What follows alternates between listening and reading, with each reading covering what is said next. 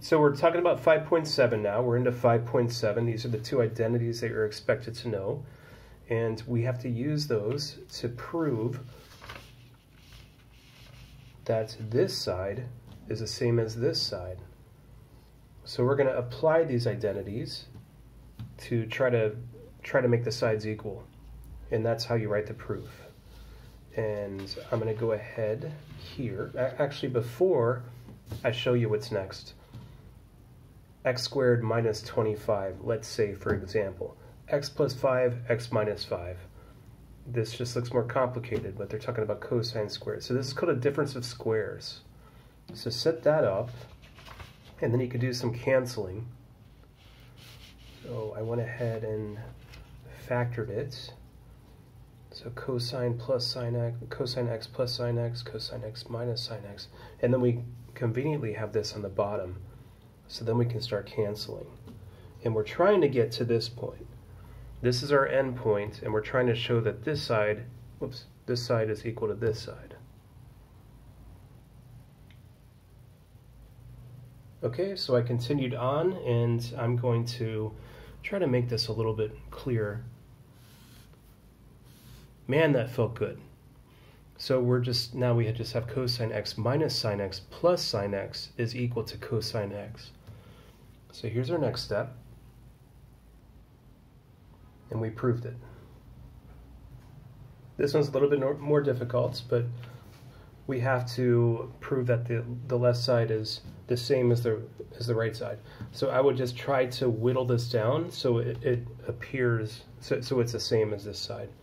And we're going to use these two identities that I mentioned earlier in the video, these two, and we're going to substitute it. We don't have to use the tangent because it's not involved, but we're going to have to use this. So what I'm going to do is I'm trying to, and I switched colors on you, I hope that didn't confuse you, but I'm going to try to make this side the same as this side. So I'm just going to go through and go ahead and simplify this, or there's nothing simple about this, but I'm going to make this look like this, and then we've proven it. The first step was an expansion, so we expanded it. We still have this negative 3 sine squared of x is here. Okay, this step looks a little complicated, but what we're using is this. So if I subtract sine squared of, if I subtract cosine squared of x, then you have 1 minus sine squared of theta or x. They're the same. If I subtract cosine squared of x from 1, then we substitute that in, and now we expand. Now combine like terms. So here we did a substitution, and guys, this problem is pretty brutal, so please don't get discouraged, okay?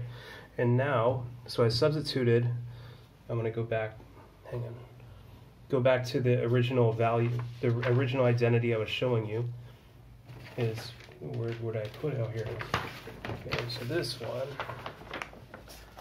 so we just substituted it in, and now we're going to do just some rearrangements, and we're going to have, hopefully, we're going to have what we had at the beginning, which is this in black. So what we're doing, our objective, is to make this side look like this side.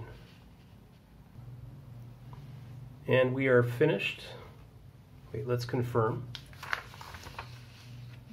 This is the same as this.